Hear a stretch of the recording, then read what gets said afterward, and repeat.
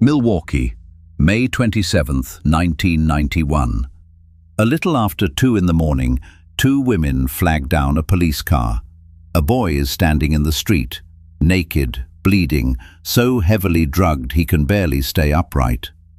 A man is trying to walk him back toward an apartment building. The officers listen to the man. He is calm, he is polite. He explains that the boy is his 19-year-old boyfriend and that they have had a fight. So the officers walk the boy back to the apartment, step inside, and leave him there. The boy was 14. He was dead within the hour. We are coming back to that apartment at number 1 because it is the worst case here and nowhere near the only one. 7 times police had the killer in front of them. 7 times they let him walk back out.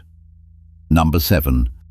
In 1977, Ted Bundy was in Colorado custody, awaiting trial for murder.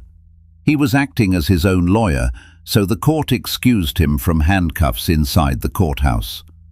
On June 7th, during a recess, he asked to use the second-floor law library. He opened a window and jumped. They caught him 6 days later. It did not stop there. On December 30th, he climbed through a hole he had cut in his cell ceiling, crawled through the space above the jail, and walked out through the apartment next door. He had left books under his blanket.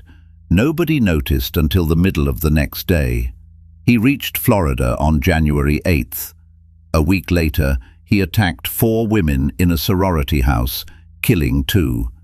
3 weeks after that, a 12-year-old girl. All of it sits on the far side of a hole nobody checked.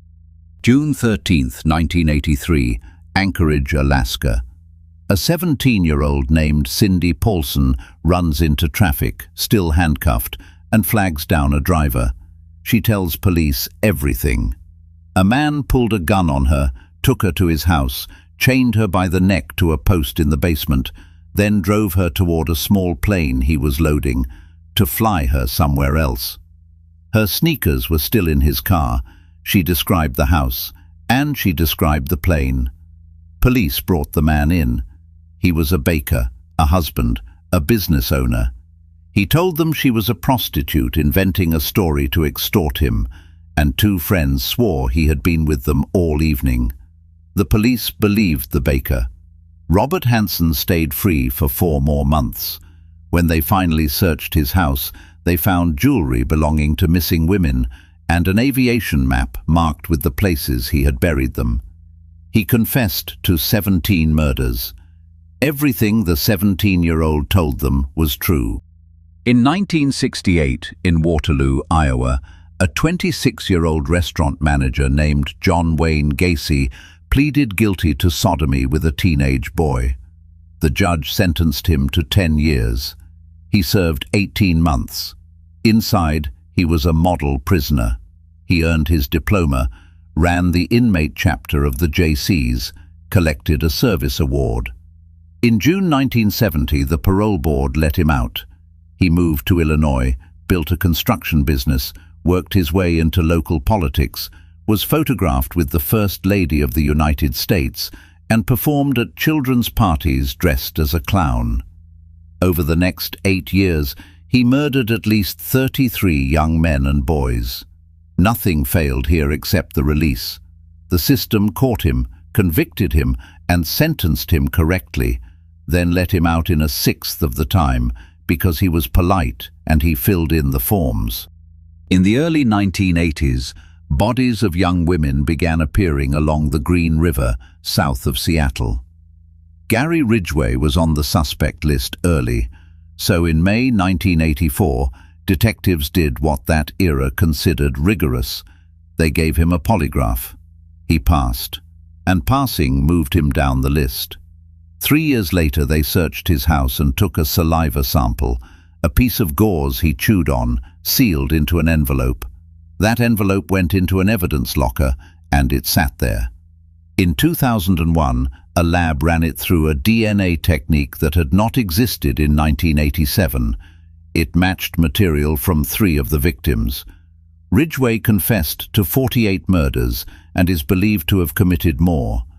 The evidence that convicted him had been in police custody for 14 years. They did not need to find it. They needed to be able to read it.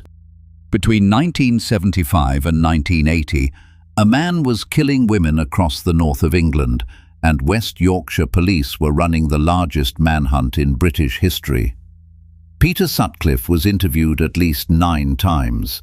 9 occasions when police sat across a table from the man they were hunting and then sent him home. Part of the reason was a filing system.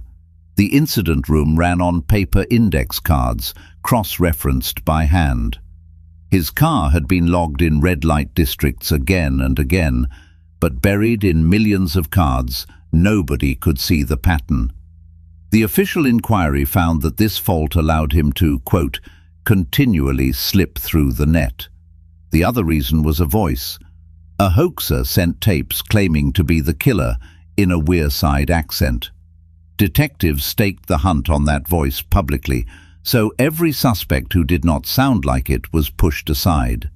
A court later heard the hoax left him free to kill 3 more women. In December 1978, a 9-year-old girl was murdered in the Soviet city of Shakhty. Police arrested a local man, Alexander Kravchenko. He confessed under interrogation, was tried, sentenced, and in 1983 executed. He had not done it. The man who had was a mild, bespectacled former schoolteacher named Andrei Chikatilo. In 1984, he came very close to being stopped, picked up at a bus station for acting suspiciously with a knife, a length of rope, and a jar of lubricant in his briefcase. Investigators tested his blood against evidence from the scenes. It did not match. Chikatilo was one of a small fraction of people whose blood group markers show up in blood but not in other fluids, something Soviet forensics did not account for. The test that should have caught him cleared him instead. They held him on a minor, unrelated charge, and months later he was back on the streets. He killed until 1990 and was convicted of 52 murders. An innocent man had already been shot for the first one. And number 1. The boy in the street was Konorak Synthasomphone. He was 14. The man who talked 2 officers into handing him back was Jeffrey Dahmer. 2 things make this the worst case here. The first, at that exact moment, Dahmer was on probation for sexually assaulting Konorak's older brother. The conviction was in the system. Nobody looked. The second, the women who flagged that patrol car down told the officers repeatedly that the boy was a child and that he was in danger. They were waved away. Afterwards, one officer radioed in that the intoxicated Asian male had been returned to his boyfriend. On the recording you can hear laughing. Konorak was killed within the hour, inside an apartment those officers had just stood in, where another victim's body was already in the next room. Over the following 8 weeks, Dahmer killed 4 more people until a man escaped, ran into the street, and found officers who listened. The 2 who handed the boy back were fired. They appealed. They were reinstated with back pay. 7 cases. 7 moments where the answer was already inside the building. What connects them is not stupidity. Almost every officer here was doing exactly what their training and their technology told them to do. A polygraph was considered science. A blood test was considered conclusive. A wall of index cards was considered a database. And a respectable local businessman was considered more credible than a 17-year-old girl who had just escaped his basement. Every one of those assumptions was reasonable at the time. Every one of them was wrong. People died inside the gap. So which of these 7 should have been caught first? Tell me in the comments. I genuinely cannot.